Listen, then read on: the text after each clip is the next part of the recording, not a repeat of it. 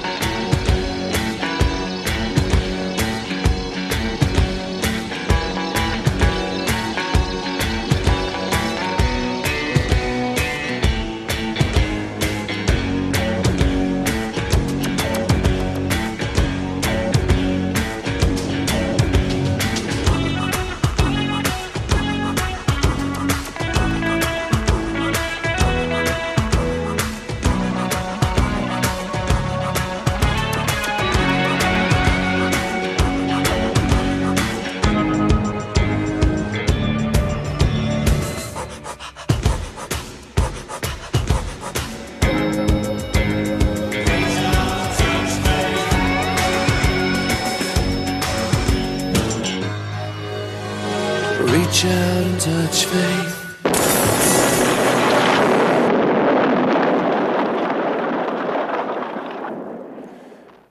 გამარჯობა, ეს თეორემაა დღევანდელი გადაცემის მასპინძელი კი მე ირაკლი კიკნაველიძე ვიქნები.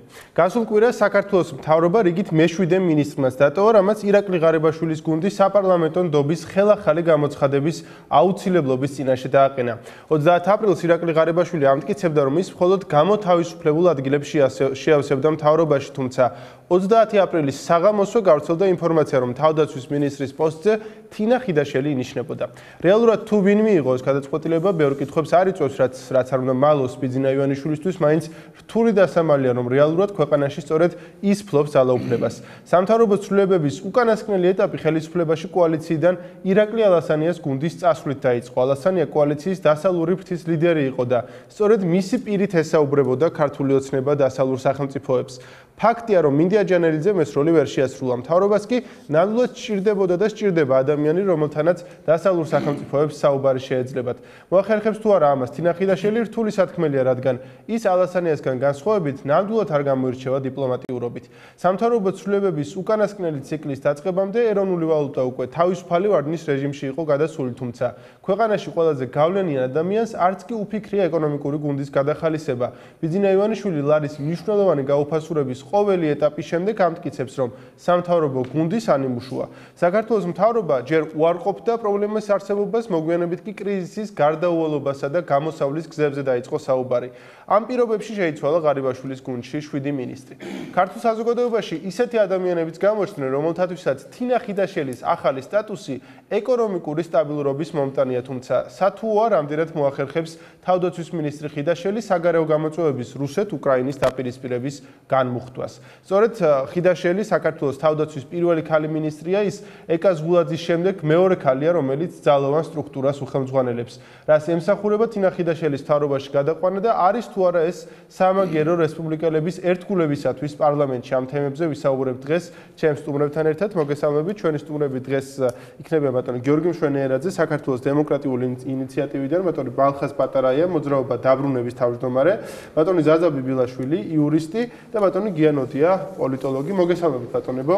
უღრმესმალობა, რომ ხართ ჩვენი სტუმრები. ბატონო ზაზა, პირველი კითხვა თქვენთან მექნება. რამდენად საკმარისია ეს სამთავრობო ცვლილებები იმისთვის, რომ საქართველოს მოახერხოს აი ამ თუნდაც სავალუტო შოკის არსებული კრიზისის და გამოწვევისთვის გამკლავება? მოგესალმებით, მივესალმებით თქვენ მაყურებელს. ალბათ უნდა აღინიშნოს ის, რომ ის დაბნეულობა ზოგადად, რომელიც გამოიწვია ჩემში პირადად და ჩემს გარშემო ძალიან ბევრ ადამიანში, იმ ცვლილებებმა, რომელიც განხორციელდა. კერძოდ ამ ცვლილებებში შეიძლება ეს ჩემი პირადი ნაკლია, მაგრამ მე ვერანაირი ლოგიკა ვერ ამოვიკითხე. ანუ ცვლილება თავისთავად არ ნიშნავს კრიზისს. შეიძლება ერთი ფრთა იყოს, რომელიც ასე ამბობს, რომ ვინაიდან განხორციელდა ცვლილება, ეს ნიშნავს, რომ არის სამთავრობო კრიზისი. მართლები არიან ისინი, ვინც ამბობდნენ, რომ წინა ხელისუფლების პირობებში ცვლილებები ხორციელდებოდა შედარებით ხშირად ისეთ პირობებში, როდესაც ამისი ახსნა არ იყო, მაგრამ ასევე არ იყო წინა პირობები, კრიზისული წინა პირობები და შესაბამისად ამას სხვა სუბიექტური მიზეზები ჰქონდა. ამ შემთხვევაში ჩვენ გვაქვს ძალიან მკვეთრად გამოხატული კრიზისი, როგორც მინიმუმ სავალუტო კრიზისი, რომელსაც ხელისუფლება ამას მაინც აღიარებს, მაგრამ ის ცვლილებები, რომლებიც განხორციელდა, ვერანაირად ვერ პასუხობს ამ კრიზისს და ვერანაირად ვერ გთავაზობს რაიმე ირიბ ან ბუნდოვან გზას მაინც თუ როგორ შეიძლება ამ ცვლილებებმა, კერძო თავდაცვის მინისტრის, გარემოს დაცვისა და ინფრასტრუქტურის მინისტრის ცვლილებებმა უპასუხოს იმ პრობლემებს და გადაჭრას ის პრობლემები, რომლებიც დღეს ჩვენს მოსახლეობას აქვს და რომელიც ყველას ერთნაირად ეხება. პრინციპში ამ ეტაპზე რჩება იმის შთაბეჭდილება, რომ ივანიშვილი რაღაც თვითონ რაღაც შიდა პრობლემებს წყვეტს იმ პრობლემებს, რომელიც მის გუნდში არსებობს, იშორებს იმას. რესპუბლიკელების კოალიციაში დამაგრების მცდელობა უფრო თქვენი აზრით? იცით, მე არ ამგონია, რომ ამ ხრი პრობლემა არსებობდეს. მე მგონი ვიღაცამ თქვა და მე მას ბოლომდე ვეთანხმები, რომ რესპუბლიკელები კოალიციაში დარჩებიან ბოლომდე. თინა ხიდაშვილმა რამოდენიმე დღის წინ ინტერვიუში განაცხადა, რომ მისი ღირებულებების სისტემა სრულად ემთხვევა ბიძინა ივანიშვილის ღირებულებათა სისტემას. იმდენად, რომ მას ღარიბაშვილის შემთხვევის არ იყოს, რომელსაც ორჯერ გამეორება არ ჭირდება, შეიძლება ხიდაშვილს ერთხელ თქმაც არ დაჭირდეს, ვინაიდან მან უთქმელად იცის უკვე რა უნდა ბიძინა ივანიშვილს. შესაბამისად, მე ვეთანხმები იმ ვერსიას, რომ რესპუბლიკელებისთვის კოალიციაში ყოფნა არ არის ფულის ან თანამდებობების საკითხი, მათთვის ეს არის ღირებულებების საკითხი და ის ღირებულებები, რომლებიც მათ აქვთ, მიუხედავად რაღაც ილუზორული გაუგებრობისა თუ ბევრი გაუგებრობის ამასთან დაკავშირებით, ემთხვევა იმ ღირებულებებს, რომლებიც არის გამეფებული ზოგადად კოალიციაში. შეიძლება ეს ხშირად არ არის ასეთი თვალნათელი ვიზუალურად გასაგები პერსონალიების დონეზე, მაგრამ არსებითად თუ ჩვენ გადავხედავთ პოლიტიკას, რიტორიკას, ხმის მიცემის ისტორიას ამ პარტიის წარმომადგენლებისა და პირადად ჩვენი ახალი თავდაცვის მინისტრისა თუ იმ ადამიანისა, რომელიც დღეს ამბობს, რომ არის თავდაცვის მინისტრი, ეს ზუსტად ასეა. კერძოდ ამ ხრივ მე მგონი პრობლემა არ არის, ანუ რესპუბლიკელებს ამ განსაკუთრებული დამაგრება კოალიციაში არ ჭირდება, მომადლიერება, ისინი ისედაც იქ არიან, ვინაიდან ამ კოალიციის გარეშე ისინი იყვნენ 2 თუ 3%-იან პარტია და სავარაუდოდ იქცევიან 2 თუ 3%-იან პარტიად კოალიციის გარეშეც. აქედან გამომდინარე, რომ მათი мотиваცია ისედაც ძალიან მაღალია. დიდი მადლობა ბატონო გია, თქვენთან მექნება შემდეგი კითხვა. არის თუ არა ბევრმა შეადარა ეს მარიონეტების ცვლას, მარიონეტების თეატრში მორიგ-ცვლას. ფიქრობთ თუ არა რომ ეს ასეა, ეს რაღაცა ბიძინა ივანიშვილის თავის ჯარისკაცების შეცვალა მთავრობაში, თუ ფიქრობთ რომ ეს მისი დათმობა ერთგვარი რესპუბლიკელების მიმართ? თავისთავად რესპუბლიკელების წონა კოალიციაში გაიზარდა იმის შემდეგ, რაც თავისუფალი დემოკრატები გავიდნენ ამ კოალიციიდან, გაიზარდა ორი აზრით, ერთი წმინდა რაოდენობრივი აზრით, ასე ვთქვათ, პარლამენტში უმრავლესობისთვის რესპუბლიკელები უკვე საჭირონი არიან, ანუ მათი მე არ ველი მათ წასვლას, მაგრამ შესაძლებელი წასვლის შემთხვევაში კოალიციას საფრთხე შეექმნება. და მეორე თვალსაზრისითაც, რომ ასე თუ ისე დასავლეთთან ლაპარაკის უნარის მქონე ადამიანები არიან ამ პარტიაში და ისეთ რეპუტაციის ხალხი, ვისაც დასავლეთშიც იცნობენ და საქართველოშიც პროდასავლურ ორიენტაციასთან ასოცირდებიან. და ამიტომ მათი ღირებულება გარკვეულად გაიზარდა, მაგრამ მე ვარაუდობდი, რომ ბატონი გიგა აბულაშვილის დანიშვნა გარემოს დაცვის მინისტრად, ადეკვატური საზღაური იქნებოდა, იმიტომ რომ ორჯერ გაიზრდებოდა, ასე ვთქვათ, მათი მინისტრების რაოდენობა პარლამენტში. ასე რომ მხოლოდ ამითი, რომ რესპუბლიკელები მომადლიერება თუ დამაგრება, მხოლოდ ამით ალბათ არ აიხსნება ეს, თქვა, თინა ხიდაშვილის დანიშვნა, ეს არის, უბრალოდ სხვა ახსნა არ მაქვს, რაღაც განათება, ასე თქვა, ჩვენი სტრატეგოსის გონების, რომ ეს კარგი იქნებოდა. და ტაქტიკური თვალსაზრისით, მართლაც მომგებიანი ნაბიჯია დღევანდელ ვითარებაში. თქვათ, ალასანიას პარტია დაასუსტა, იმიტომ რომ მისი ნარატივი, ასე ვთქვათ, ძირითადად სწორედ თავდაცვის მინისტრის ვინაობაზე იყო აგებული გარკვეულად, რომ ის რო წავიდა თავდაცვის მინისტრობაზე, იმის შემდეგ შეუდგა წყალი, ასე ვთქვათ, ჩვენს ევროატლანტიკურ ორიენტაციას, ამის თქმა უფრო გაუჭირდება. რაღაც ისეთ Facebook-ურ საზოგადოებაში, ასე ვთქვათ, ან მის ეგრეთ წოდებულ ფაშისტურ ნაწილში შეიძლება რაღაც სიმპათიები გაიზარდოს ნუ აი ამ ტაქტიკური თვალსაზრისით ეს მართლაც მომგებიანი სვლა. და ნუ გარდა ამისა მე მართლაც მგონია, გულწრფელად მგონია, რომ თინა ხიდაშელი ნუ იმედი მაქვს ყოველ შემთხვევაში უკეთესი თავდაცვის მინისტრი იქნება, ვიდრე მისი წინამორბედი ბატონი მინდია ჯანელიძე.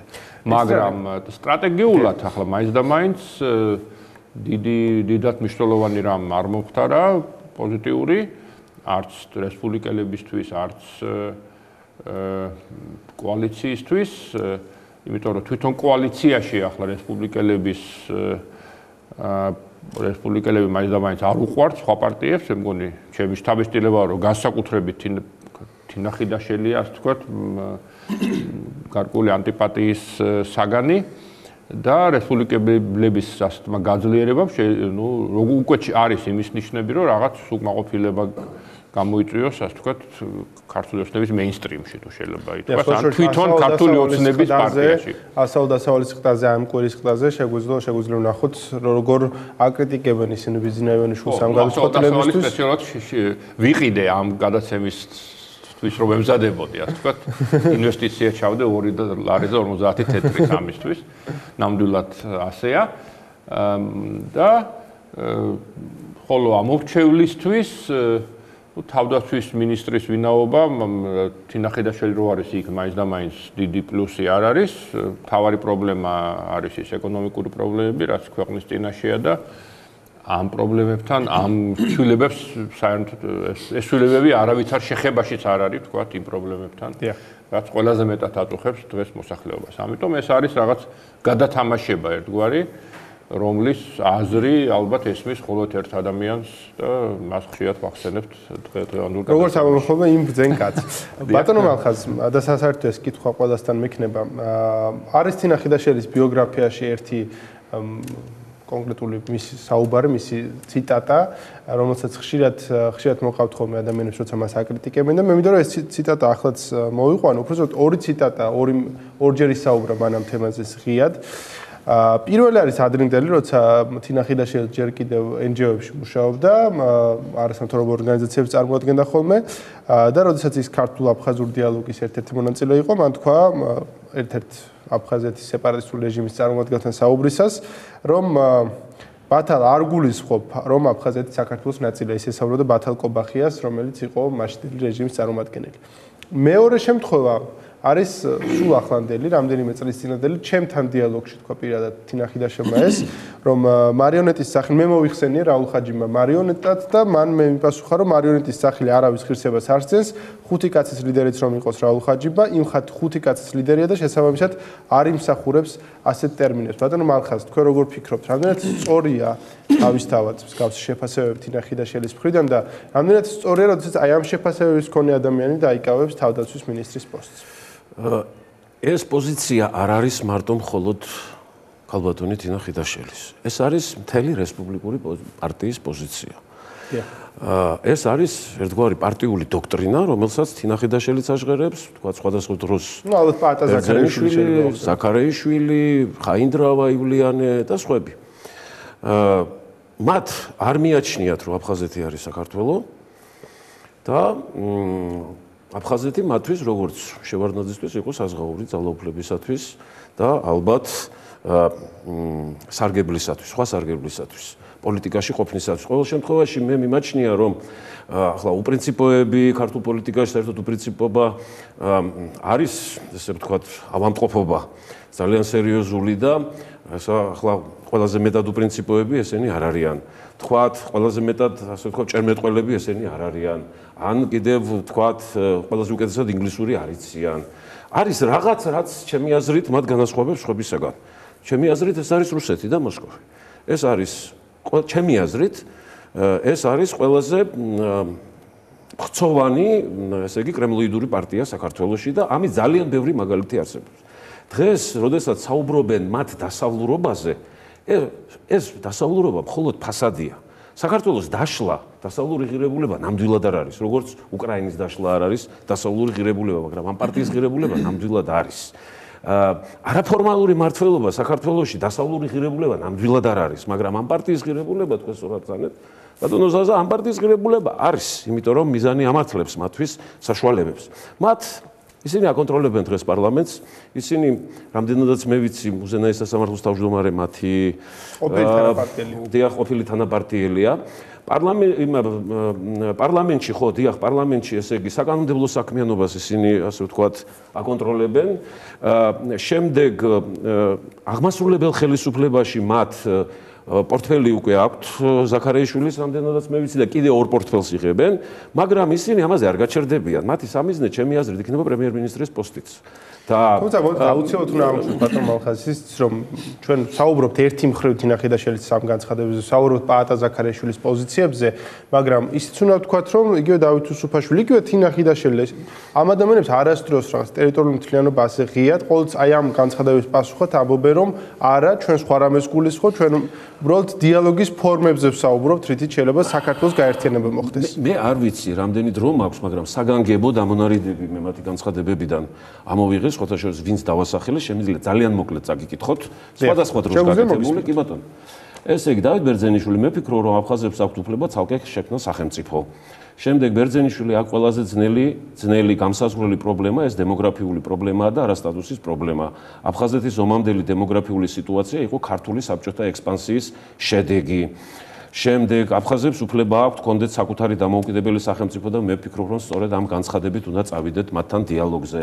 ჩვენ ივლიანი ხაინდრავა, ჩვენ ქართულმა საზოგადოებამ უნდა დაიწყოს იმის გაცნობიერება, რა და რატომ მოხდა და რა არის დღევანდელი სიტუაციის ძირითადი მიზეზები. ეს გაცნობიერება უნდა დაიწყოს არა იმით, რომ არსებობს ცუდი იმპერიული რუსეთი, არსებობს აფხაზური სეპარატიზმი და ასე შემდეგ, არამედ იმით, რომ ჩვენ პირველ რიგში უნდა გავაცნობიერებთ საკუთარი შეცდომები, ესე იგი აფხაზეთში ქართული პოლიტიკის ნეგატიური მხარეები. შემდეგ დიახ, ბატონო მალხაზ, ეს ყველაფერი გასაგებია, თუმცა ამის პასუხად ერთ წაგიკითხავთ ქალბატონ თინახიდაშვილის, რომელიც თქვენ არ იცით და რომელიც შედარებით ახალია დაახლოებით 2006 წლის თუ 2007 წლის არის. ეს გახლავთ დიახ. ჩვენ ყველას გვესმის, რომ აფხაზებმა ომი მოიგეს, როგორც თქვენეულიც არ უნდა იყოს ეს ჩვენთვის ისინი დამოუკიდებელი რესპუბლიკა არიან, აუღიარებელი, მაგრამ ასე გრძნობენ და ამაზე უარს არ იტყვიან და თუ საქართველოს უნდა რაიმე ფორმით ერთობლივი ცხოვრება უნდა შესთავაზოს ახალი და უკეთესი, ვიდრე მათ რუსეთის თავაზობს და ასე ეს ყველაფერი გასაგებია ბატონო მალხაზ, ეს ერთი წამაკითხეთ, თუ შეიძლება ეს ძალიან მნიშვნელოვანია. სულად არა უყურთ, ხოლმე მე არ ვიცნობ. ეხლა გახსოვთ თქვენ რესპუბლიკური პარტიის კონცეფცია 2003 წლის კონცეფცია, აფხაზეთის დაბრუნების აფხაზეთის კონცეფცია იყო ეგრეთ წოდებული. ჟურნალისტმა დაუსვა შეკითხვა მას, ეს არის გაზეთი, ჩვენი გაზეთი. აფხაზეთის დაბრუნების კონცეფციაო ბოლო პერიოდში გამოქვეყნდაო და რა სიტყვითო ამ კონცეფციის შესახებ. მე არ ვიცნობ ისეთ კონცეფციას, რომელიც აფხაზეთის დაბრუნებისთვის არის შემუშავებული. ჩვენი კონცეფცია არ არის აფხაზეთის დაბრუნებისთვის, არამედ ქართველებსა და აფხაზებს შორის დობის აღდგენისა და ერთიან სახელმწიფოში ცხოვრების კონცეფცია. თავარი პრობლემა, რომელიც ჩვენ ურთიერთობებში არსებობს, არის ვერბალური. სანამ ვილაპარაკებთ აფხაზეთის დაბრუნებაზე, ტერიტორიული მთლიანობის აღდგენაზე, ჩვენ ამ პრობლემას ვერ მოვაგვარებთ. აქ სიტყვებით თამაში არ არის საქმე. ტერიტორიული მთლიანობის აღდგენა ნიშნავს იმას, რომ მიწის ნაგლეჯი გვენანება, რომელიც გაგრაში დარჩა, ამ პლაჟზე ყოფნა მოგვენატრა. აი ეს არის თინახიდაშვილის ციტატა, აი ამ გაზეთიდან, ქართველებს ჩვენ ნაგლეჯი, რომელიც გვენანება მიწის ნამდვილად არ აგვაქვს, არსად. თინახიდაშვილისთვის არსებობს ტერიტორია, რომელიც ნაგლეჯია, გაგრა და რომელიც მას სრულებით არ ენანება. მე კარგი იქნება თავდაცვის თინახიდაშვილი ამ განცხადებას უპასუხოს, იმიტომ რომ მაინც სამწუხაროდ თქვა, რომ დრო არ ამაქვს. დღეს მან განაცხადა, რომ ეს ქართულ აფხაზური ეგრეთ წოდებული ასე ვთქვათ ურთიერთობები წლების განმავლობაში რომ გრძელდებოდა, მან ასეთი რამ თქვა, რომ ესე იგი ვიცით რა, იქ თამაში იყო და ჩვენო ცვლიდით ოპოზიციებს, მე კარგად ვიცნობ ამ მრავალტომეულს, რომელიც პატა ზაქარიაშვილმა გამოსცა, იქ ნამდვილად თამაში არ იყო, ასეთი დათქმა არ არის, ეს ტრენინგი არ იყო, ეს იყო ასე ვთქვათ საუბრები. ტრენინგის დროს არის თამაში, ეს ასეთ დათქმა არ იყო და ეს ყველაფერი მოცემულია, ეს არის სტენოგრამა, მაგრამ მე რაც გითხარით, ეს უკვე იმ მრავალტომეულიდან კი არ არის, ეს სხვა გაზეთიდან არის. ზოგიერთი ის გამონათქვამი, რომელიც მე მოგახსენეთ, აგრეთვე სხვა საინფორმაციო საშუალებებიდან არის. ამიტომ, როდესაც ჩვენ ვლაპარაკობთ თავდაცვის მინისტრს, ეხლა წარმოიდგინეთ თქვენ, ჯარი არის სულისკვეთება, ხო, პირველ რიგში. და წარმოიდგინეთ ქართული ჯარის სულისკვეთება, რომელმაც და ჯარისკაცის სულისკვეთება, რომელმაც იცის, რომ მისი თავდაცვის მინისტრისათვის საქართველოს საზღვარი გადის ენგურზე. ამაში თინა ხიდაშელი არ დაგეთახმებოდეთ ალბათ. კარგი, დაგიბრუნდებით ბატონო მალხაზ, გიორგი, თქვენთან გადმოვალ. როგორ ფიქრობთ, ხომ არ იყო ხიდაშელის მთავრობაში და რესპუბლიკელების მთავრობაში გადაყვანა ერთგვარი მცდელობა იმის, რომ საკითხი მთავრობისთვის უნდობლობის გამოცხადებისა და პრემიერის შეცვლისა, ეკონომიკური გუნდის შეცვლისა უკანა პლანზე გადასულიყო და გადაფარულიყო აი ამ თემით. პირველი რაც უნდა აღვნიშნოს, სანამ თქვენს კითხვას ვპასუხებ, ეს არის რომ აღარავინ აღარ დაობს ამ ქვეყანაში, არც ხელისუფლება, არც ოპოზიცია და არც საზოგადოება, რომ სახელმწიფოს რეალური მმართველი არის ბიძინა ივანიშვილი და მეორე ფლანგზე არის აღმასრულებელი ხელისუფლების მეთაური, ან თქვათ პრეზიდენტი, ან ნებისმიერი სხვა ინსტიტუცია. ეს სიჩუმე და ეს მიმღებლობა უკვე ამ ფაქტისადმი ეს არის ყველაზე დიდად შემაშფოთებელი. ეს იქნება პოლიტიკური პარტიები, ეს იქნება არასამთავრობო ორგანიზაციები, უკვე არ დარჩა მე მგონი საქართველოში არავინ, თუ ღრმად ქართული ოცნების მხარდამჭერი არ არის, რომელიც ღიად არ ამბობდეს ამას და ღიად არ საუბრობდეს. ესაუბრები მიდის არა მარტო ესე ვთქვათ დახურულ სივრცეებში, როგორც მანამდე ხდებოდა, არამედ საჯაროდ. მე შემიძლია გავიხსენო არაერთი განცხადება, მათ შორის ძალიან ბევრი ავტორიტეტული არასამთავრობო ორგანიზაცია ამ ქვეყანაში, სადაც სწორედ სახელმწიფოს არაფორმალურ მმართველად არის მოხსენებული ბატონი ივანიშვილი. რეალურად ის კანახობს სახელმწიფოს თამაშის წესებს, ის იღებს ნებისმიერ საკადრო გადაწყვეტილებას. საქართველოში დღეს არსებული სიტუაცია, ის ტკივილები, რომელიც ყველა მოქალაქეს ალბათ თანაბრად გვაწუხებს, მაწუხებს მეც, აწუხებს ყველას, ეს არის ეგრეთ წოდებული სავალუტო კრიზისი, ლარის გაუფასურება, რომელიც პირდაპირ პროპორციულად აისახება თითოეული ჩვენგანის ჯიბეზე, როგორც ყოფილი პრემიერი იტყოდა და დღევანდელი სახელმწიფოს ფაქტობრივი მმართველი.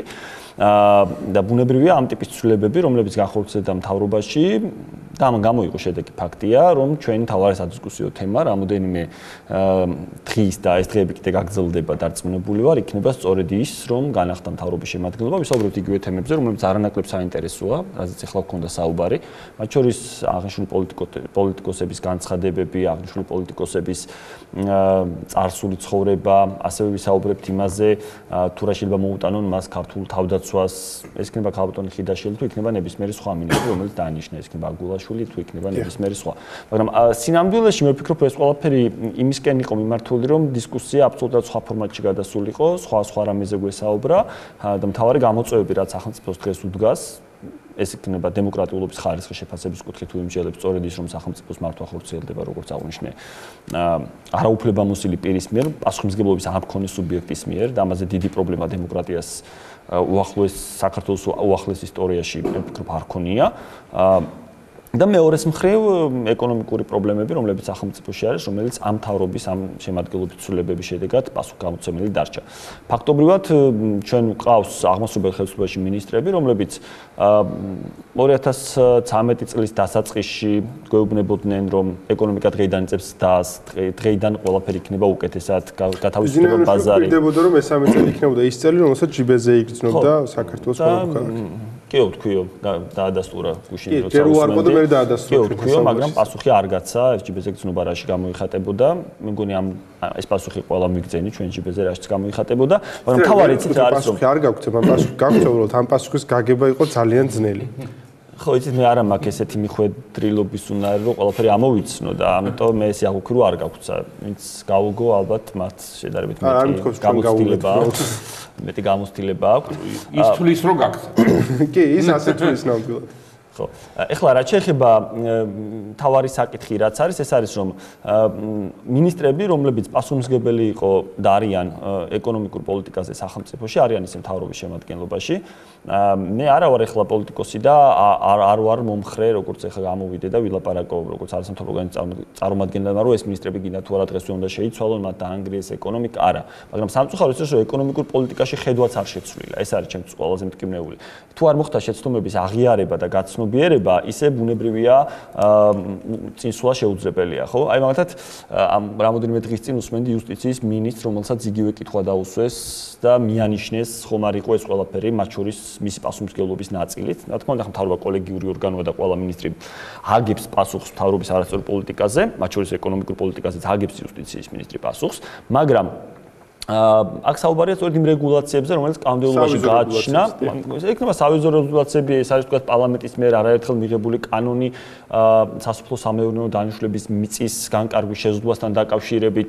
ეს არის ზოგადად პოლიტიკის გამკაცრება უცხოელთა საქართველოში შემოსვლასთან დაკავშირებით არ ეხება მარტო სავიზო რეგულაციებს, ეს ეხება თუნდაც ბინადრობის მოწვევების გაცემაზე დაუსაბუთებელ ვარებს და ეს ვარების რაოდენობა გაცილებით მასშტაბურ ხასიათს იძენს ახალი ხელისუფლების პირობებში. და მან თქვა, რომ ის თulis რომ პირველი ამ შემთხვევაში პირველი სამიზნე ვიზიც უნდა მიდიოდეს კრიტიკა არის ეროვნული ბანკის პრეზიდენტი და საკმარისია ადამიანს ერთხელ მაინც კონდეს წაკითხული ეროვნული ბანკის შესახებ კანონი და იცნობდეს კონსტიტუციურად მის უფლებამოსილებებს ძალიან მარტივად მიხვდება, რომ ესეთი არ არის. პრობლემების საფუძველი არის აბსოლუტურად სხვა და სხვა წყაროდან მოდის პრობლემები და მეორე კიო იუსტიციის სამინისტროშიც არის გარკვეული ჩვენი დანაშაულიც, მაგალითათო ექსპერტიზის ბიურო ვერ მუშაობსო კარგად. ამაზე მეტი ღიმილის მომგვრელი და საზოგადოებისათვის თვალში ნაცრის შემკრელი განცხადება იუსტიციის სამინისტროს მინისტრის მხრიდან ალბათ არ შეიძლება არსებობდეს, როცა ის ვერაცნობიერებს როგორც მთავრობის წევრი, რომ ამ პრობლემებში უდიდესი წვლილი სწორედ იუსტიციის სამინისტროს ინიციატივით და ავტორობით მომზადებულ კანონპროექტებს აქვს. აქ ერთ მოკლედ და აღარ წაგართვით დიდროს. აქ ყველაზე მთავარი რა არის? ესეთი კანონები რო ყოფილიყო მანამდე სახელმწიფოში, როცა თქვა ახალი ხელისუფლება მოდის და ახალი ხელისუფლება ცვლის და იწყებს მის ლიბერალიზაციას მაგალითად. ხო, ანუ ეს თქვა უფრო თავისუფლების მაღალ ხარის შემოაქვს სახელმწიფოში. ეს ნაბიჯი ყოველთვის აღიქმება როგორც ნიშანი, მწვანე შუქი ახალი ინვესტორებისათვის, როგორც კახა ბენდუქიძეს აქვს თქვა, ჩვენ არ უნდა ველოდოთ შვედეთიდან ლამაზ ქერაქალბატონებს ინვესტიციებისთვის, არამედ ჩვენ ინვესტორები საქართველოში შემოვლენ, რა თქმა უნდა, აზიიდან და ისინი არიან სწორედ ძირითადი წყარო საქართველოში ინვესტიციების განხორციელების. ამიტომ როცა ესეთ რეგულაციებს იღებს სახელმწიფოში, მას შემდეგ რაც უკვე შენ წინა ხელისუფლების პირობებში სხვა შორის მიწაზე ხშირად ვლაპარაკობთ ხოლმე. 2012 წლამდე სასოფლო სამეურნეო დანიშნულების მიწის შეძენა უცხოენის მოქალაქეებს არ შეეძლოთ. ესე იყო, აკრძალული იყო, საკონსულო სასამართლომ გააუქმა ეს და გახდა დასაშვები. ამის შემდგომ როცა უცხოელებმა გაიგეს, რომ ეს მათთვის მწვანე შუქია, მათ შეუძლია ჩამოვიდნენ, ჩადონ ინვესტიცია, შეიძინონ ყველაზე მნიშვნელოვანი კაპიტალი. შეიძლება იურიდიულ პირებს შეეძლო. მოქალაქე პირებს ლაპარაკობ, კი ბატონო, იურიდიულ პირებზე გეთანხმებით აბსოლუტურად. ეს იყო მათთვის სიგნალი. და როცა სიგნალს იღებენ პირიქით, რომ რაღაც იყო დაშვებული და უკვე აიგრძალა, ეს არის მესიჯი, რომლის აღმოფხვრასაც მე უკვე ჭირდება არა მარტო კანონების ცვლილება. აი დღეს რო შევცვალოთ ჩვენ ყველა ის კანონი, რაც შეცვალეს და გაამკაცრეს რეჟიმი. წლები დაჭირდება ნდობის აღდგენას და ეს ნდობა დაიკარგა. ეს არის ყველაზე მნიშვნელოვანი. ეს არის რასაც ეკონომიკა შეყავს ჩემის აზრით ჭიხში. მადლობა გიორგი. ბატონო ზაზა, თქვენთან გადმოვალ ისევ ჩვენ ნახეთ თავდაცვის მინისტრებს ზოგადად რთული თემა ამ ქვეყანაში. ბევრი თავდაცვის მინისტრი გვინახავს ესე წარმატებულები და მერე ძალიან სკანდალურად წასულები მთავრობიდან. სულ ბოლოს ირაკლი ალასანიანი წავიდა მთავრობიდან საკმაოდ სკანდალურად, შეიძლება ასე ვთქვათ. ხომ არ ნახავთ ჩვენს თინა ხიდაშელის შემთხვევაში რაღაცა ახალ კაბელების საქმეს? ხომ არ განმეორდება იგივე სცენარი? წინასწარ ძენერი სათქმელია, თუმცა თქვენ აბსოლუტურად მართალი ბრძანეთ, რომ თავდაცვის სამინისტრო ერთგვარად ლაკმუსის ქაღალდი არის ხელისუფლებისთვის. ამას წინათ საუბრობდით ზუსტად იმ თემაზე, რომ ირაკლი ალასანიანის ორწლიანი მინისტრობა გამოდგა ძალიან სასარგებლო იმ კუთხით, რომ მან ცალსახად ერთმნიშვნელოვნად და ყოველგვარი ეჭვგარეშე დაადასტურა ის, რასაც ოპოზიცია ამბობდა 2012 წლიდან, რომ ქვეყანას მართავს ივანიშვილი, რომ ივანიშვილის საგარეო პოლიტიკური ორიენტაცია არის როგორც მინიმუმ ეჭქვეშ, ანუ მისი პროდასავლური ხასიათი. მან დაადასტურა ეს და შემდგომ მან თქვა, რომ მას ხელი შეუშალეს საჰაერო თავდაცვის სისტემების შესყიდვაში. შემდგომ ალასანიას მოყვა ჯანელიძეს 5 თუ 6 თვიანი მინისტრობა, რომელიც ასევე სასარგებლო გამოდგა, მე ვიტყოდი იმ თვალსაზრისით, რომ ჯანელიძემ რამოდენიმე განცხადებიან სერიაში, სხვადასხვა პერიოდში და სხვადასხვა ეტაპზე დაადასტურა ამა თუ იმ ფორმით, რომ დიახ, ის მართლაც ჩაერია იმ პროცესში, რომელსაც ერქვა საჰაერო თავდაცვის სისტემების შესყიდვა და მან ეს პროცესი ფაქტიურად ჩაშალა. ნუ იქ რაღაც ძალიან ნიუანსებზე იყო საუბარი, რომ რამდენად სავალდებულო იურიდიული ძალის მქონე იყო ის დოკუმენტი, რომელსაც ხელი მოეწერა, რომ მან თხოვა გადადება და არა ხელმოწერის ჩაშლა და ასე შემდეგ. ეხლა ძალიან არასერიოზულია, წარმოიდგინეთ, როდესაც ოფიციალური დელეგაცია არის ჩამოსული ხელმოსაწერად და გთხოვენ ხელმოწერის რამოდენიმე დღით გადადებას, ეს საბავშვო ბაღი არ არის, ეს ნიშნავს რეალურად, რომ ხელმოწერა ჩაიშალა, ხო? ანუ ალასანიამ დაადასტურა ის, რომ ქვეყანას მართავს ივანიშვილი და ივანიშვილის ორიენტაცია პროდასავლური არის ეჭქვეშ, ხოლო ჯანელიძემ დაადასტურა ის, რასაც ალასანი ამბობდა მანამდე, რომ ივანიშვილმა ჩაშალა საჰაერო თავდაცვის სისტემების შესყიდვა. ჩემთვის პირადად კითხვა რჩება ის, თუ რა რჩება დასადასტურებელი თინა ხიდაშელს, რაც უკვე არ ვიცით ბიძინა ივანიშვილის შესახებ. ეს ერთი და მეორე აქვს თუ არა მას იმის ილუზია, რომ ის გააკეთებს რაიმე ისეც, რისი სურვილიც არ აქვს ბიძინა ივანიშვილს.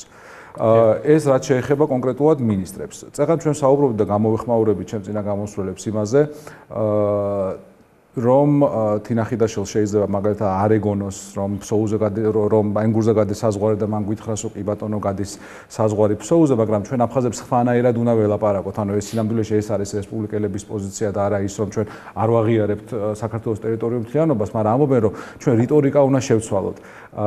ჩემი მოგზაურებული აზრით ეს ერთ-ერთი ფუნდამენტური ინფანტილური შეცდომა არის როგორც რესპუბლიკელების, ისევე მთლიანად დღევანდელი ხელისუფლების, ანუ ივანიშვილი და ქართული ოცნება თვლიდნენ, რომ ჩვენ შეგვიძლია რუსეთთან მივიღოთ განსხვავებული შედეგი, თუ ჩვენ შევცვლით რიტორიკას და ურთიერთობის სტილს.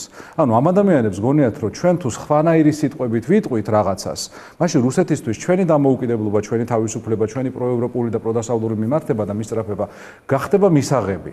ანუ ეს ადამიანები ალბათ თვლიან, რომ როდესაც საბჭოთა კავშირის დროს ვიღაც თბილისიდან მოსკოვში ჩადიოდა და ჩაქონდა ერთი ყუთი კონიაკი და ასე გვარდებოდა საქმეები, ალბათ ივანიშვილი დღესაც თვლის, რომ აი ესე დონეზე შეგვიძლია მოვაგვაროთ ურთიერთობები, ჩახუტებით ბჭყალებში, რიტორიკის შეცვლით და რაღაცეების ართქმით ან სხვანაირად თქმით. იგივე შეეხება აფხაზებთან ურთიერთობასაც სინამდვილეში. თუმცა ეს წამყვანი პოლიტიკა ხელისუფლების აი პატარა ქერეშვილი ამ რა თქმა უნდა არის და მე იმას ვამბობ, რომ ეს პოლიტიკა არის აბსოლუტურად მიამიტური და გულუბრყვილო როგორც მინიმუმ შეიძლება ეჭვი არსებობდეს რომ გაცილებით მეტია ვიდრე გულუბრყვილო, ანუ ჩვენ აფხაზებთან იმის გამო არ გვაქვს პრობლემა, ერთმა ჩემმა კოლეგამ ძალიან კარგად თქვა, რომ თავის დროზე როდესაც წინა ხელისუფლებას უწუნებდა რიტორიკას, იქ პრობლემა და მაგალითად მილიტარისტულ რიტორიკას იყო ერთ-ერთი კლიპი, სადაც ნინი ბადურაშვილი სამხედრო ფორმაში ფსოუს წყალს სვამდა. და აი ესე როგორ უნდა დავიბრუნოთ ჩვენ აფხაზეთიო და აღნიშნა იყო შემდგომ ამ ადამიანის მიერ რომ იმის კი არ ეშინია ვიღაც ყოფილ მეომარ აფხაზს რომ ნინი ბადურაშვილს ხედავს სამხედრო ფორმაში, არამედ ეშინია იმის რომ ვიღაც ყავს მოკლული, ვიღაც ყავს გაუპატიურებული, ვიღაც ყავს გაგდებული საკუთარი სახლიდან და იმ სახლში ცხოვრობს. და დიდი ალბათობით ჩვენ რო ერთმანეთს მიუტევოთ და ცხადია ეს გარდაუვალი, ანუ ჩვენ უნდა მიუტევოთ ერთმანეთს, უნდა წავიდეთ წინ და არ უნდა დავიწყოთ იმის გარჩევა სამწუხაროდ სხვანაირად არ გამოვა რაც იყო 25 წლის წინ, მაგრამ როგორც მინიმუმ უნდა იყოს დემოკრატია და არ უნდა იყოს აპარტეიდი, რომელიც იყო აფხაზეთში 91-12 წლამდე, ხო? მაშინ იყო აპარტეიდი, უბრალოდ ამას ეს სახელი არ ერქვა, იყო ეთნიკური კვოტები და ეს დღევანდელ სამყაროში ძალიან ძნელი წარმოსადგენი იქნება. შესაბამისად, ეს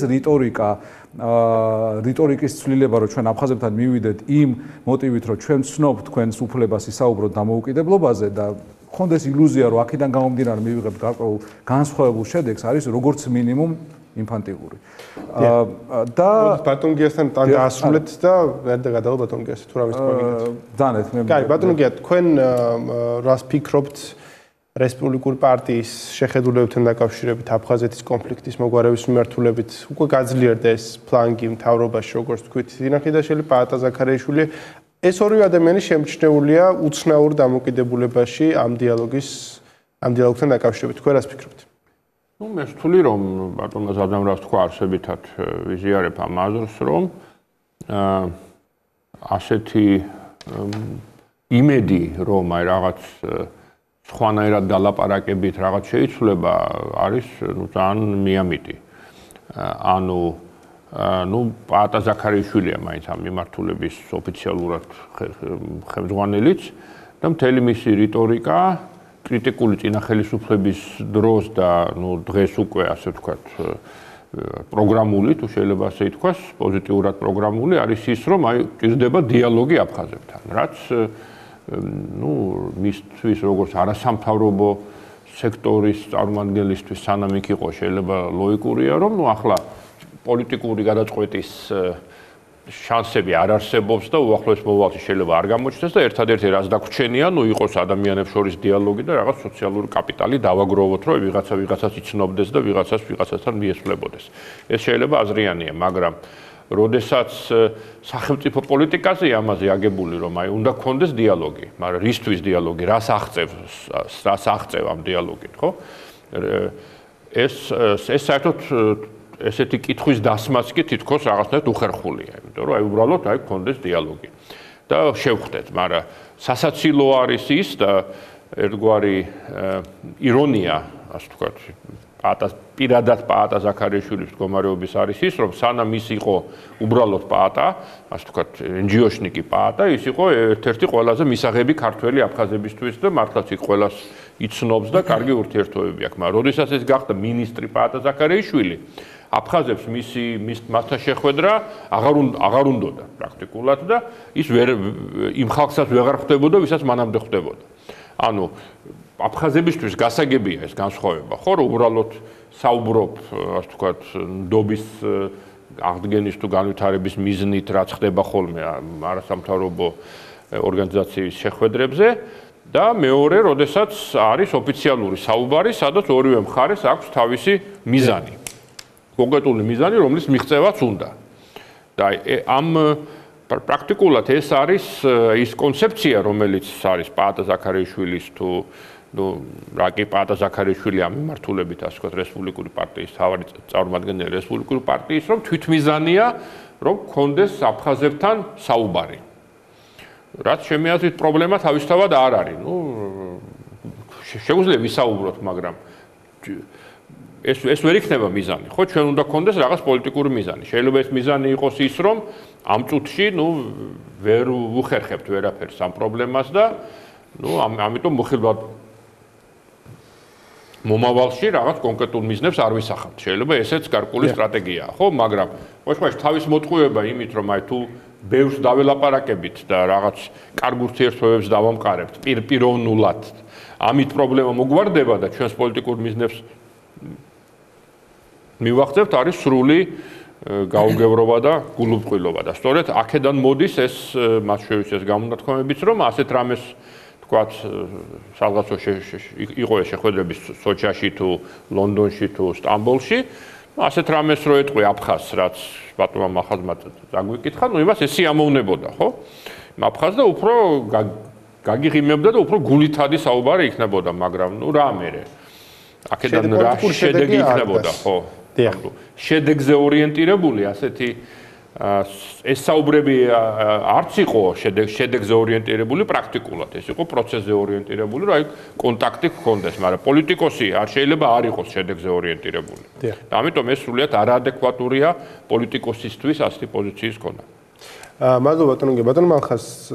უკვე აღუნიშნეთ კიდეც, რომ 2012 წლის შემდეგ საქართველოში ეს პოლიტიკა მოქმედებს პაატა ზაქარიშვილის მეთაურობით. თუ მოიტანა თქვენი აზრით ამ პოლიტიკამ რაიმე შედეგი, თუნდაც აი ამ სოციალური კაპიტალის დაგროვების კუთხით ქართველებსა და აფხაზებს შორის? იცით რა, საქართველოში დღემდე მოქმედებს პრორუსული პოლიტიკა, ეს ხელისუფლება არის პრორუსული და ამ თვალსაზრისით საკმაოდ ნაყოფიერია, ვფიქრობ, პაატა ზაქარიშვილის საქმიანობა, თქვათ, მისი ბოლო განცხადება, რომ თქვათ, პუტინი მტერი არ არის. და არ შეიძლება იყოს, თქვათ, მისი ბოლო განცხადება. ადამიანი ხო შეიძლება მტერი იყოს. ხო, ადამიანი არ შეიძლება მტერი იყოს. თქვათ, მისი განცხადება, რომ გალში, თქვათ, უკეთესად სუნთქავენ ქართველები, უკეთესად სუნთქავენ კი არა, იმით ძაღლები დაძდებენ. და ასე შემდეგ, აი მე უბრალოდ არ განმევთქვათ იქ, რომ რკინიგზა არის, თქვათ, იქ გასახსნელი, რომ შესარბილებელია ის მონაკვეთი და ესე იგი საზღვრის მონაკვეთი და ასე შემდეგ. ეს ყველაფერი არის რუსული პოლიტიკა, ანუ ეს არის ის, რისკენაც უნდა წაიყვანოს საქართველოს რუსეთმა. ანუ იურიდიული დაკანონებისაკენ იმისა, რაც მან ფაქტობრივად მიაღწია. იურიდიულად კი ცნო, მაგრამ სოფლიო ამას არასდროს არ ცნობს, მაგრამ ჩვენ თვითონ არ მოვახდენთ, ასე ვთქვათ, ცნობას ამ ტერიტორიებს. ამიტომ კაპიტულანტთა წრე და რაღაცა ჯგუფი საქართველოს ხელისუფლებაში არსებობს, მე არ ვიცი ახლა რამდენად დიდია, კონკრეტულად აფხაზეთის საკითხში თორემ ჩვენ რომ შულავერის ხელისუფლება გვყავს, მე ამაში ეჭვი არ მეპარება. მაგრამ ახლა კიდევ უფრო დიდი შევსება მიიღო, ასე ვთქვათ, ორი პორტფელის სახით, რესპუბლიკელების ორი პორტფელის სახით.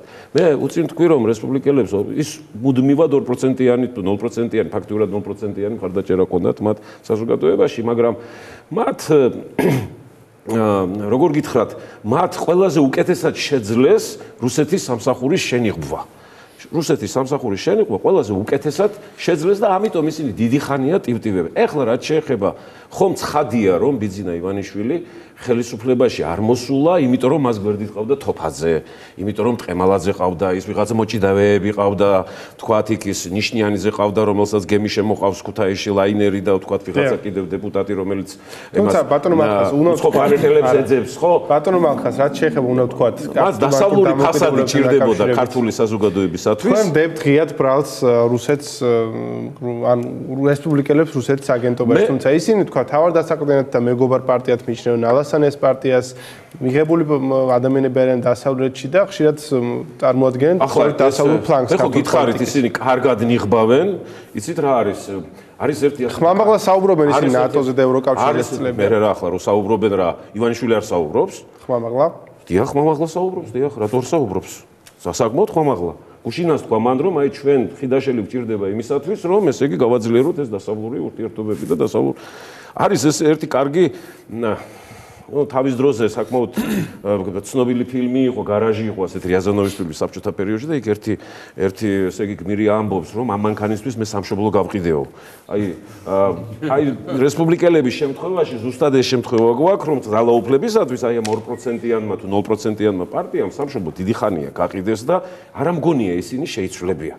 ამიტომ მათ მიიღეს ძალაუფლება, მართველი პარტიაა დღეს ფაქტიურად ეს 0%-იანი პარტია, ხო? ყველგან არიან. აბსოლუტურად ყველგან არიან და ისინი ასე გააგრძელებენ და ისინი და რაც მთავარია, ეხლა მოვიდა დრო ვექსელების ასე ვთქვათ განაღდების ბოლომდე.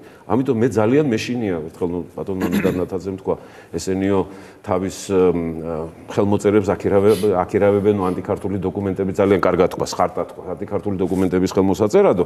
ამიტომ მე ძალიან მეშინია იმისა, რომ რამე ანტიქართულ დოკუმენტს, რომელიც შეუქცევადი შედეგით არ დამთავრდეს, ზუსტად აი ამ ხელისუფლებამ ამ რესპუბლიკელებით გაძლიერებულმა ივანიშვილმა ხელი არ მოაწეროს. მე თქვენ შეგახსენებთ ივანიშვილის ერთ განცხადებას, თუ გახსოვს, რომ ჩვენთვის კოსოვოს მოდელი მისაღები არისო. გახსოვთ ალბათ ეს განცხადება, ხო? მასზე უარი არ უთქვამს ივანიშვილს. აქედან გამომდინარე, ესე იგი, ამ ვითარებაში, ესე იგი, ძალიან სახიფათო მდგომარეობა გვაქვს თავად ხელისუფლებაში, რომ ეს სხვათა შორის აქ იყო საუბარი ასავალ-დასავალზე. იმასაც თავისი ფუნქცია აქვს, სხვათა შორის, რომ აი ვთქვათ, აი ასავალ-დასავალიდან მოდის რესპუბლიკელების კრიტიკა და ეს რუსული. კიდევ უფრო ნიღბავენ მას, ქართული საზოგადოებისათვის, მათ კიდევ უფრო ნიღბავენ, თორე არავით არის, აგერ მე სხვა ციტატებსაც მოგიყვანთ, რომ ამერიკის შეერთებული შტატები მოლაპარაკებებში არ უნდა ჩაერთოს და აი ესეთი განცხადებები მათ აქვს ძალიან ბევრი გაკეთებული და ეს ფოლიანტები არის თელიან 13 წლის განმავლობაში.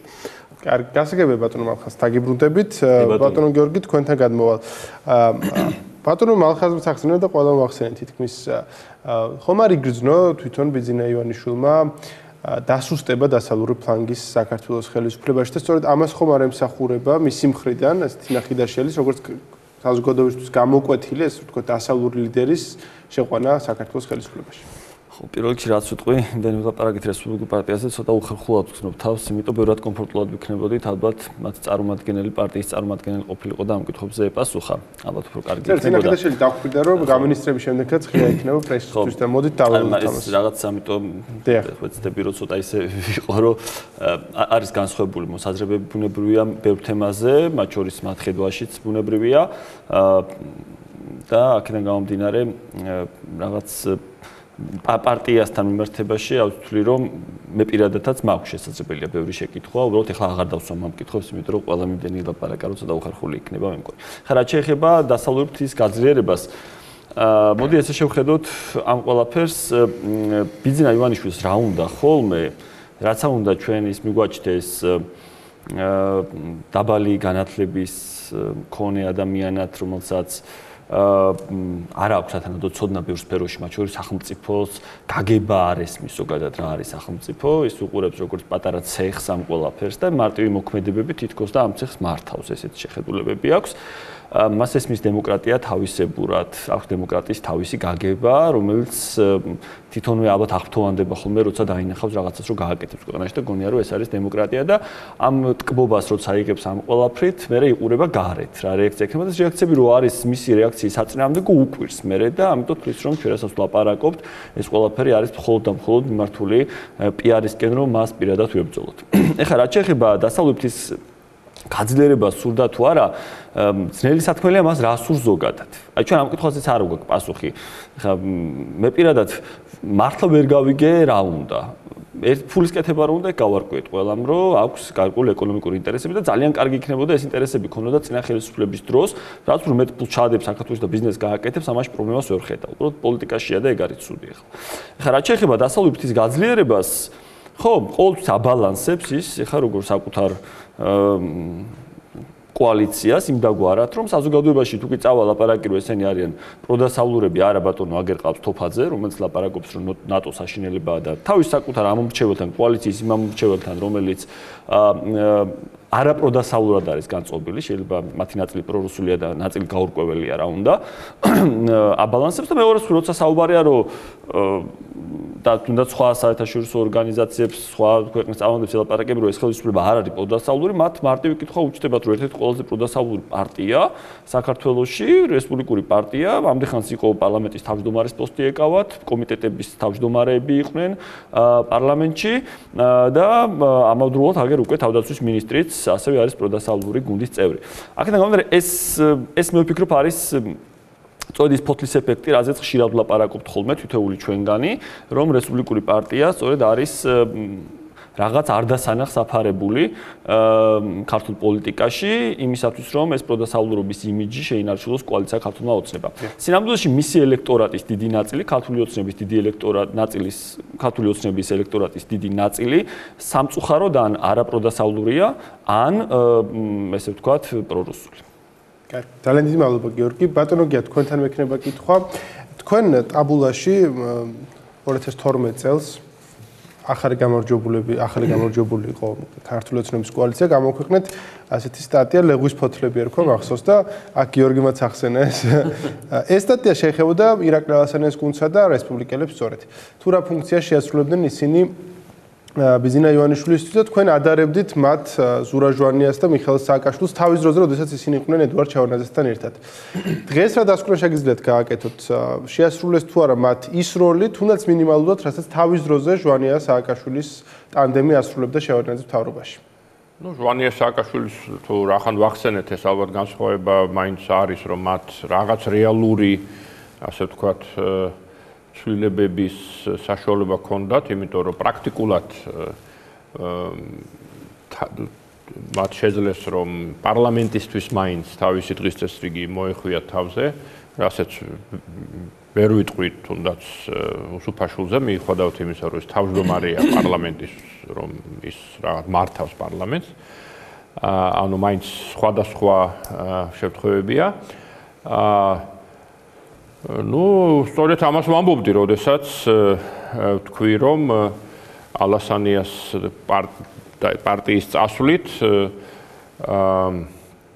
რესპუბლიკელების წონა გაიზარდა, იმიტომ რომ მართლაც როგორც ჩანს ახლა მეც ვეთანხმები იმას, რომ მეც არ ვიცი საბოლოო ჯამში რა უნდა ბიძინა ივანიშვილს, მაგრამ ყოველ შემთხვევაში მას უნდა კარგი რეპუტაცია დასავლეთში, მას ეს პროდასავლური პოლიტიკოსის იმიჯი უნდა და ამისთვის რესპუბლიკური პარტია სჭირდება და ალბათ მართლაც აი მისი მომხრეებისგანაც კი უფრო ხშირად ისმის კრიტიკა, რომ აი ძალიან ეს პრორუსული განცხადებები მომრავლდა და ეს რუსული რაღაც რადიოები და რუსული NGO-ები და რაღაცა ცუდია.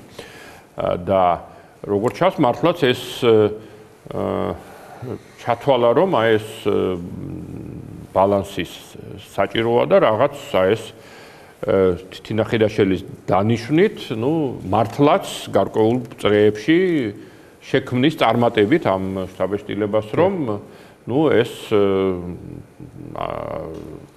შტაბეშტილება რუსეთისკენ მივდივარ ზედმეტად, ეს რაღაც გაზვიადებულია, რაღაც ეს როგორც ტაქტიკური სვლა, როგორც თქვი, სწორედ ამაზეა მიმართული. და რა თქმა უნდა, ამ შემთხვევაში რესპუბლიკური პარტია ზოგადად და თინახიდაშელი პირადად სწორედ ამ ფუნქციას ასრულებს პირველ რიგში.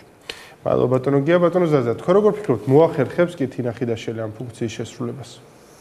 ეს კითხვა წეგან ზუსტად მე დავსვი, იმ თვალსაზრისით, რომ თუ მას აქვს ილუზია, რომ ის გააკეთებს იმას, რაც არ უნდა ივანიშვილს, მაშინ ის ჩემი აზრით ცდება.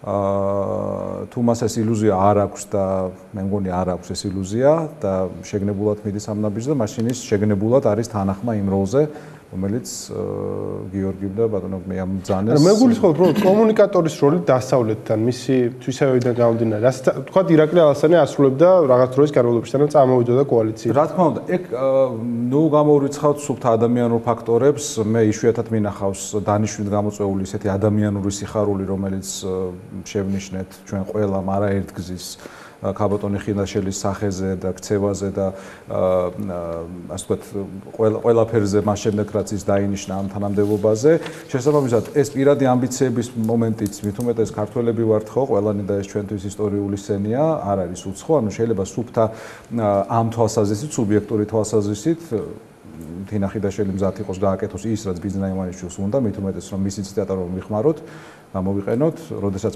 პოლიტიკაში ხარ ყველაფერზე თანხმდები მაგრამ პრობლემა ამაზე გაცილებით ღრმა არის მე ვეთანხმები იმას რომ არაფერი არ შეიცვლება ამ ქვეყანაში რაც არ უნდა მინისტრები შეიცვალონ ვიდრე არ შეიცვლება ის იდეოლოგია რომელსაც განასახიერებს ივანიშვილი და ვიდრე ამ ქვეყნის რეალური მართველი იქნება ივანიშვილი ამას აქვს ორი მიზეზი ერთი მიზეზი გავიხსენებ ისევ აფხაზეთის თემას რომ დაუბრუნდეთ ერთი მიზეზი არის ის რომ არჩევნებამდე 2-3 თვით ადრე ივანიშვილმა გამოაქვეყნა თავისი ხელმოწერით სტატია თუ არ ვცდები International Herald Tribune-ში სადაც ჰქონდა დოქტრინალური სტატია იყო სადაც ჰქონდა ჩამოყალიბებული თავისი ხედვა აფხაზეთის პრობლემატიკასთან და რუსეთთან ურთიერთობასთან დაკავშირებით იქ მოცემული იყო პრაქტიკულად ყველა ის კლიშე, ყველა ის პოლიტიკური კლიშე, რომელსაც ითხოვდა რუსეთი ჩვენგან და რომელსაც ჩვენ არ ვაღიარებდით. კერძოდ საუბარი იყო იმაზე, რომ აფხაზეთში და სამხრეთ ოსეთში პრობლემები იყო ეთნიკური პრობლემები, ეთნიკური კონფლიქტები, რომელთა ფესვები მიდიოდა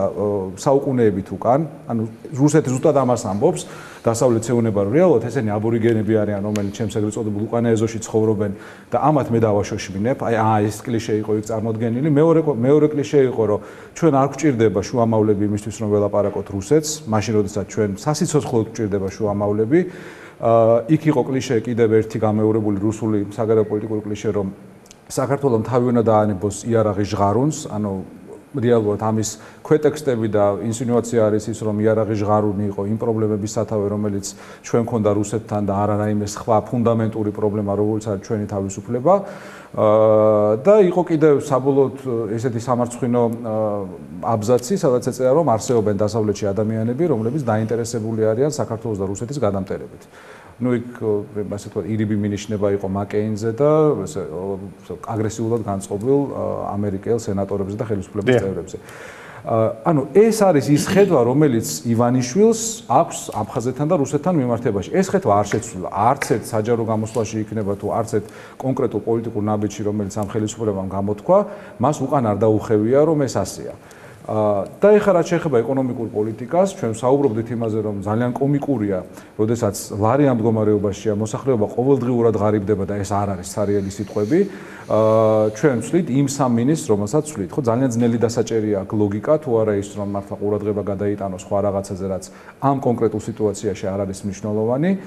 მაგრამ აქაც კი ეკონომიკაშიც კი თუნდაც შეეცვალათ ეკონომიკური ბლოკის ministrები ჩემი აზრი იქნებოდა რომ არაფერს ეს არ შეცვლიდა ვინაიდან ეკონომიკური ბლოკის ministrები თავისთავად არ წარმოადგენენ პრობლემას ისინი არ განსაზღვრავენ პოლიტიკას ისინი არიან ნაყოფი იმ პოლიტიკის რომელიც აქვს იმ ხედვისა და იდეოლოგიის რომელიც აქვს ქართულ ოცნებას და პირადად ივანიშვილს და თუ ეს პოლიტიკა არ შეიცვალა არ შეიცვლება შედეგის და ეკონომიკური ზრდა არ დაბრუნდება საქართველოში. საუბარი არის იმაზე, რომ ამ სტუდიაში მაგალითად საუბრობდით, ერთ-ერთი ხელისუფლებისადმი ლოიალურად განწყობილი ექსპერტი ამბობდა, რომ წინა ხელისუფლების დროს ეკონომიკა იზრდებოდა, იმიტომ რომ ინფრასტრუქტურული პროექტები იყო, იმიტომ რომ დერეგულაცია ხდებოდა და ასე შემდეგ. მან ჩამოთვალა რამოდენიმე მიზეზი, რომელიც ამ ხელისუფლებამ აბსოლუტურად გააზრებულად შეცვალა. ანუ დერეგულაციის მაგალითად მოყვა რეგულაცია, ინფრასტრუქტურული პროექტები გაჩერდა იმიტომ რომ ეს მოინახულა როგორც ერთი ადამიანის აკვიატება და ასე შემდეგ, ანუ მათ საკანონმდებლო ცვლილებებსაც რო თავი დავანებოთ, შეცვალეს ყოველივე ის კონკრეტული ნაბიჯი, რასაც თვითონ აღიარებენ, მოყვებოდა წინა ხელისუფლების პირობებში ზრდა.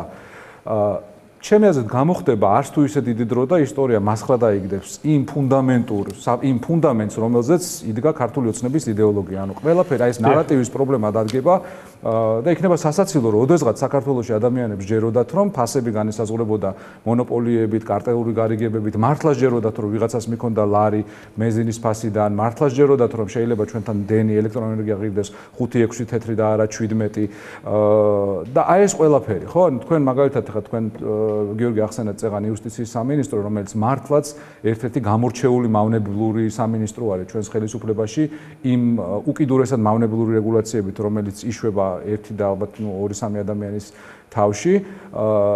გირჩევთ ყველას, რომ ნახოთ ის ბუკლეტი, რომელიც გამოიცა შარშან, იქ ჩამოთვლილი თუ წელს საახალწლოდ, ჩამოთვლილი არის ის ბჭყალებში რეფორმები, რომელიც გაატარა იუსტიციის სამინისტრომ. ალბათ კარგი მასალა არის როგორც მინიმუმ ერთი კომედიური გადაცემისთვის, იმიტომ რომ იქ ჯერ ერთი თავისთავად არც ერთი რეფორმა არ არის რეფორმა, რაც შეიძლება განიმარტოს როგორც რეფორმა. და მეორე ყველაფერი ის რაც გაკეთდა, ანუ უმეტესობა იმისა რაც გაკეთდა არის საზიანო ეკონომიკისთვის, ან საზიანო კონკრეტულად ვიღაცისთვის. და ის რომ დაუშვათ რაღაცა სფეროები გაადამიანურდა ბჭყალებში, ხო, ესეც რა თქმა უნდა არის ძალიან სუბიექტური შეფასება, ისაც ვიღაცისთვის არის ადამიანურობა, შეიძლება მეორე ადამიანისთვის იყოს სასიცოცხლო ინტერესების გაუთვალისწინებლობა, ხო? აქედან გამომდინარე, უნდა შეიცვალოს ის ფუნდამენტი, რომელზეც არის დაშენებული ქართული ოცნების იდეოლოგია, რაც სავარაუდოდ არ მოხდება. ძალიან დიდი მადლობა ბატონო ზაზა და ჩვენ გადაცემის პირველი ბლოკისთვის განკუთვნილი დრო გამოუწევთ, რომ ბოლო რეპლიკისთვის მოგცემთ დროს, გიორგი თქვენგან დავიწყოთ. საბოლოო ჯამში იმის თქმა მინდა რაც ზოგადად ახლა სახელმწიფოს ეხება, თავარი არის რაც ქართული ოცნება, როგორც პოლიტიკური ძალა და მისი ლიდერები, რომელიც განსაკუთრებით ასოცირებას იწვევს საზოგადოებაში ანტიდასავლურ, ესე ვთქვათ, დამოკიდებულებასთან, აღიქმებიან ადამიანები, რომლებიც იცავენ ქართველობას და რაღაც ტრადიციებს, ესეთი აღქმა არსებობს. აი ეს არის ყველაზე მთავარი და ფუნდამენტური შეცდომა, როცა ვლაპარაკობთ ეროვნული ინტერესების დაცვაზე, როცა ვლაპარაკობთ ქართველობის შენარჩუნებაზე, ეს ადამიანები სწორედ ამას უთხრიან ძირს და ეს არის სწორედ ის, რომ ადამიანები დღითი დღე ღატაკდებიან ქვეყანაში და თუკი ჩვენი ეკონომიკის დისის ტემპი შენარჩუნდა, რამოდენიმე 10 წელში საქართველოს როგორც სახელმწიფო აღარ იარსებებს, როგორც ქვეყანაც აღარ იარსებებს და ეს არის პირველი ეროვნული საფრთხე, რომელიც ჩვენ გვემუქრება. ყველაფერი დანარჩენიც იქნება სუფრის ტრადიცია, ჩოხა-ხალხის ტარება არის მეორე ხარისხოვანი, თუკი ჩვენ აღარ ვიარსებებთ. ამიტომ ხალხმა ეს უნდა გაიგოს ყველაზე კარგად, რომ ეროვნული ტრადიციები არის ის, რასაც იგლია ჭავჭავაძე გვეუბნებოდა, ეს არის ლიბერალიზმი, ეს არის თავისუფლება, მეტი საშუალება ეკონომიკის განვითარებისთვის, ხოლო ნებისმიერი კონსერვაცია, დამატებითი რეგულაციების შემოტანა, ეს არის სწორედ ის, რაც ჩვენ როგორც ქართველებს ეთნოს გაგვანადგურებს და ამაზე უნდა ფიქრობდეს მთელი ადამიანი, მე ვფიქრობ ამ ქვეყანაში. მადლობა გიორგი ბატონო ახლა ჩვენ ძალიან გაუშინაურდით ტერმინს არაფორმალური მმართველობა. არაფორმალური მმართველობა ნიშნავს იმას, რომ ძალაუფლება გატანილია საკონსტიტუციო სივრციდან, ძალაუფლება გატანილია ხელისუფლებიდან, ეს ხო არაფერია თუ არა სახელმწიფო გადატრიალება. არაფორმალური მმართველობა დღეს არის საქართველოს ყველაზე ადვილად სამართავი მმართველობის ტიპი, იმიტომ რომ რახან გატანილია ეს მმართველობა დემოკრატიული ინსტიტუტებიდან და ხელისუფლების წყარო არის ხალხი და მიტაცება არ შეიძლება ეს მიწერია კონსტიტუციაში ძალაუფლების, ადვილად სამართავი არის სწორედ ეს არაფორმალური მმართველობა. აქედან გამომდინარე, ამ არაფორმალური მმართველობის სისტემაში ჩვენ შეიძლება დავუშვათ ის, რომ ბიძინა ივანიშვილი მინიმალურად მაინც არის დამოუკიდებელი ფიგურა. თუ ჩვენ არ უშვებთ ამას და მე ამას არ უშვებ, მაშინ შეიძლება დავუშვათ ის, რომ ძალოვან მინისტრს ის დანიშნავდა მოსკოვისა თუ არ შეეკითხებოდა თავის პატრონს იქ კრემლში რო ყავს.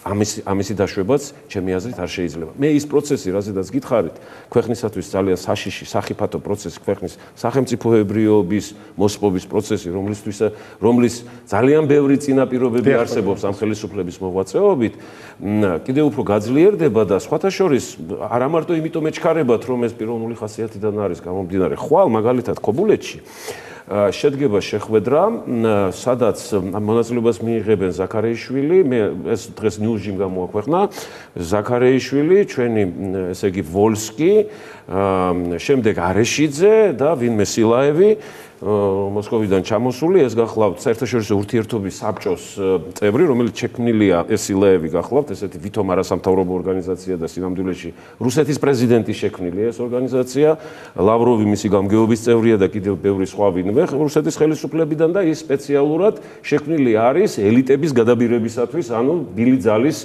ივანოვია მისი ხელმძღვანელი, აი ყოფილი საგარეო საქმეთა მინისტრი. აი ეს შეხვედრა ხვალ შედგება ქობულეთში. ასე რომ ეს პროცესი უკვე მიდის და ამაზე ძალიან დიდი ყურადღება არის მისაქცევი. მე ვფიქრობ, რომ დავასრულოთ პარებად. კი ბატონო, ერთი წინადადებით დავასრულებ. აქ კითხვა იყო დასმული, შეძლებენ თუ არა ამის გაკეთებას ისინი. საღდრისი დაგვინგრიეს, დღეს აქციიდან მოვდივარ უტევენ ხელნაწერთა ინსტიტუტს, ჩემო ბატონო. გააკოტრეს საქართველოს მოსახლეობა და ფაქტიურად მოშალეს ეკონომიკა, მათ უნდა დააფეთქონ სახელმწიფო და ეხლა ქართულ საზოგადოებაზეა ეს დამოკიდებული, რამდენად ადეკვატურად დაინახავს ამ საფრთხეს და მე ვფიქრობ, ქართული საზოგადოება ამას დაინახავს. ძალიან მადლობა ბატონო გია, თქვენი დავასრულებთ თქვენ. მოკლე ის ამაკ რომ ობიექტური შედეგები რომ შევაჯამოთ ამ გადათამაშების მე ვთვლი რომ რაღაც ტაქტიკურად მომგებიანი ნაბიჯი ესე იგი გადადგა ივანიშვილმა ხიდაშელის დანიშვნით, მაგრამ სტრატეგიულად ჩემი აზრით ეს ძალიან წამგებიანი ეპიზოდი იყო ქართული ოცნებისთვის.